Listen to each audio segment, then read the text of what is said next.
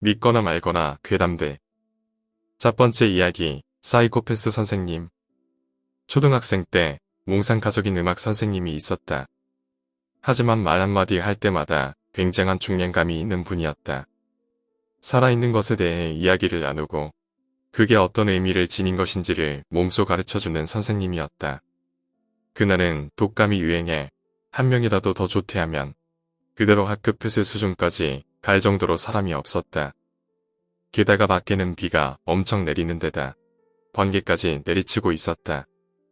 여자아이 한 명이 진짜로 몸 상태가 안 좋았던 탓에 반에 있는 아이들은 모두 수업은 듣지도 않고 학급 폐쇄만 기다리고 있는 실정이었다.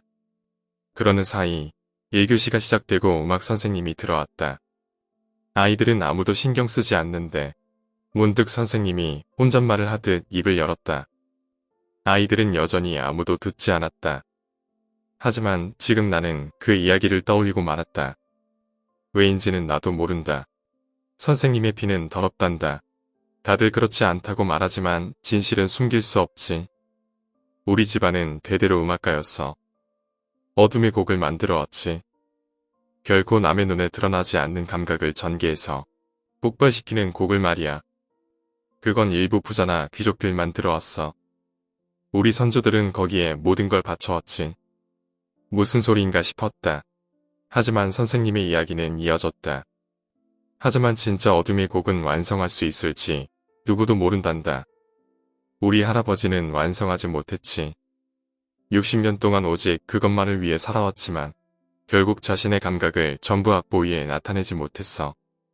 우리 선조들이 만들었던 곡은 지금까지 딱 5개뿐이야. 고작 5곡을 만들기 위해 얼마나 많은 시간과 노력이 바쳐졌을까. 선생님은 고개를 떨궜다. 모든 선율이 피를 끓어오르게 하려온 감정을 쏟아붓고 있어. 우리 선조들은 곡을 만들어낸 후 모두 자살했단다. 우리 아버지도 말이야. 아버지가 죽은 건 내가 어릴 적이라 잘 기억나지 않아. 하지만 매일 같이 발광해서 피아노 건반을 후려치고 있던 건 기억이 나고 있어. 여전히 다른 아이들은 선생님의 말을 듣고 있지 않았다. 오직 나만이 어두운 교실에서 선생님의 이야기를 듣고 있는 기묘한 상황이었다. 그러더니 어느새 발광을 멈추고 안도한 얼굴로 악보를 써내려 가시더군. 그리고는 어느 날 사라졌어. 혼자 죽은 모습으로 발견되었지. 나도 할아버지나 아버지처럼 곡을 만들고 있단다. 하지만 전혀 되지가 않아. 선조들이 만든 곡을 피아노로 연주해봤어. 나는 숨을 들이마셨다. 뭐라고 할까? 마음의 모든 부분이 한 점으로 향하는 기분이었어. 전국으로 이어져 있는 나선 계단을 오르는데 곁에 천사가 날고 있는 거야. 나선 계단의 끝은 없어. 하지만 높은 곳으로 올라간다는 건 잘 알고 있지. 그리고 문득 천사를 바라보면 그건 천사가 아니야. 악마처럼 웃고 있지. 하지만 나는 그걸 알아차리지 못하는 거야. 선생님은 숨이 가쁜지 크게 숨을 몰아 쉬었다. 내가 무슨 말을 하는 거람. 미안하구나. 나는 아마 그런 곡은 만들지 못할 거야. 진짜 음악이라는 건 더럽혀져 있단다. 적당한 곡을 만들고 적당히 약한 마음을 노래하는 곡이 이 세상을 석권하면 안 된다고 생각해. 나는 진짜 음악의 세계를 짊어질 수 없어. 한숨을 내쉬고 선생님은 말을 이어갔다. 진짜 소리를 연주하고 모든 이의 마음을 휘잡을 수 없는 거야. 음악으로 누군가의 운명을 짊어진다니 나에게는 불가능해. 선조들이 어째서 곡을 완성시키고 자살했는지 이제는 알 것 같아. 하지만 알 뿐 그 높은 곳에 오를 용기가 내겐 없어. 나는 아무 말도 할 수 없었다. 거기 올라 음악의 모든 것을 이해하더라도 나에게는 아무것도 남지 않아. 나는 그걸 부정하고 싶어.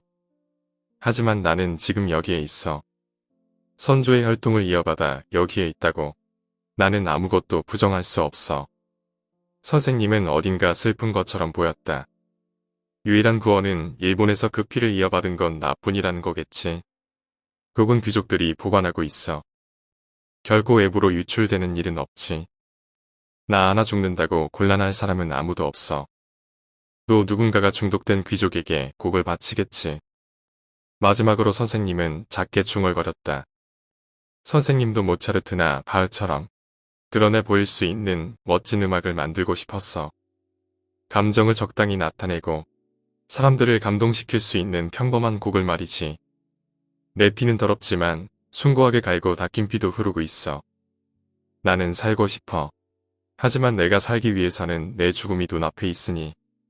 다른 아이들은 끝까지 선생님의 말을 듣지 않았다. 선생님 스스로도 오늘은 자습이야 라고 말하기도 했고, 나는 친한 친구가 독감으로 쉬었기 때문에 계속 선생님의 이야기를 들었었다. 다음 날 학급 연락망으로 독감 때문에 학급이 폐쇄됐다는 소식이 들어왔다. 선생님이 자살했다는 말과 함께. 상당히 인기 있는 선생님이었지만 음악 담당이라 담임은 하지 않았다. 아이들의 동요가 사라질 때까지 그리 긴 시간은 걸리지 않았다. 지금 왜 이 일이 떠오른 것인지는 나도 모른다. 선생님은 누구였던 걸까? 왠지 모르게 안타까워진다. 선생님은 진정한 고독을 맛보고 있었는지도 모른다. 두 번째 이야기, 기묘한 집. 집을 해체하다 보면 가끔 묘한 구조의 집을 만날 때가 있다. 천장까지 계단이 이어지다 그대로 끝나버린다던가, 막다른 골목으로 이어지는 복도가 있다던가. 이런 것은 대개 증축이나 개축 과정에서 처음과 집 구조가 달라진 것들이다. 또 가끔씩 해체 도중 숨겨진 방을 발견하기도 한다. 이것은 분명히 건축한 사람이나 집주인의 취미일 것이다. 그런데 얼마 전 해체한 집은 그런 상식을 뛰어넘는 구조의 이상한 것이었다. 그 집은 단층 집으로 오랫동안 비어있던 집이었다. 상당히 낡았기는 하지만 폐옥이라 할 정도는 아니라 부수는 건 좀 아깝다 싶었다. 집주인은 집을 철거하고 빈터로 남겨두겠다는 듯 했다. 그리하여 포크레인으로 허물기 시작했는데 그 와중에 다다미 6장 정도 크기의 방이 나왔다. 그 방은 천장을 빼고는 벽과 바닥에 죄다 도자기 타일이 붙어 있어 처음에는 목욕탕인 줄 알았다. 하지만 그렇기에는 이상했다. 가운데에 배수구 같은 느낌의 금속 뚜껑 달린 구멍은 있었지만 욕조는 없었다. 아니, 그 이전에 수도나 배관 시설조차 없었다. 목욕탕이라고는 볼 수 없는 셈이다. 그리고 무엇보다 이상했던 것은 사방의 벽에 출입문이 없다는 것이었다. 입구가 없는 고립된 공간. 타일을 깐 장인은 어떻게 밖으로 나온 것일까? 벽에 타일을 붙이고 밖에서 방을 축조한 것이라면 가능할 것이다. 하지만 그런 수고를 들여서 만들어야 하는 이유가 무엇인지 알 수가 없다. 도대체 무엇을 위한 방인지 나에게는 상상조차 되지 않았다. 어쩐지 기분 나쁜 느낌이 들었지만 무시하려 애쓰며 집을 허물었다. 그 터는 지금도 빈터로 방치되고 있다. 그곳을 볼 때마다 집주인은 거기에 무엇이 있는지 알고 있는 것은 아닐까 하는 의문이 들곤 한다. 무언가 안 좋은 것이 일어나는 것을 막기 위해 집을 철거하고 빈터로 남겨두고 있는 게 아닐까 하는 의문이다. 오늘 이야기는 여기까지입니다. 오늘 이야기가 재미있으셨다면 구독과 좋아요, 댓글 부탁드립니다. 댓글은 저에게 큰 힘이 됩니다. 감사합니다.